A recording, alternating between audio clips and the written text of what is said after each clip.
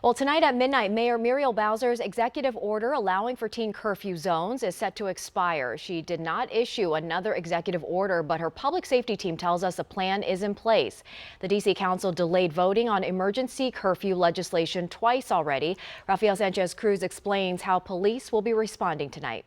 This weekend, there will be no curfew zones in the district. However, D.C. police say they will continue having increased presence in areas like Navy Yard and the U Street corridor.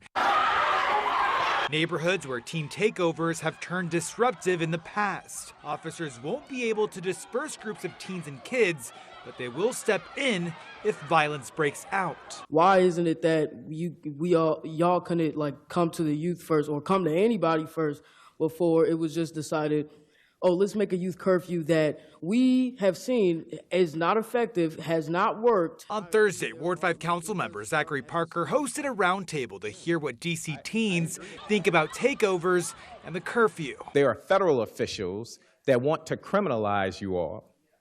There are those of us that are standing in a gap to say, this is not the way to go. There are also residents and neighbors that are saying, well, we have to do something.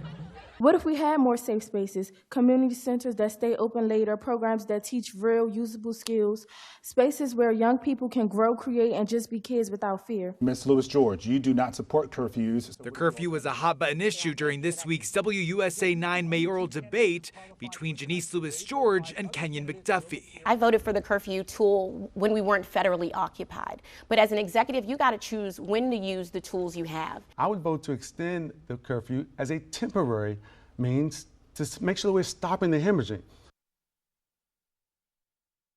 That was our Rafael Sanchez Cruz reporting. On Tuesday, the D.C. Council is considering voting on emergency legislation to allow curfew zones through the summer, but sources tell us they do not have the 9 votes needed to approve it. If that's the case, the vote on the proposal would be delayed for a third time.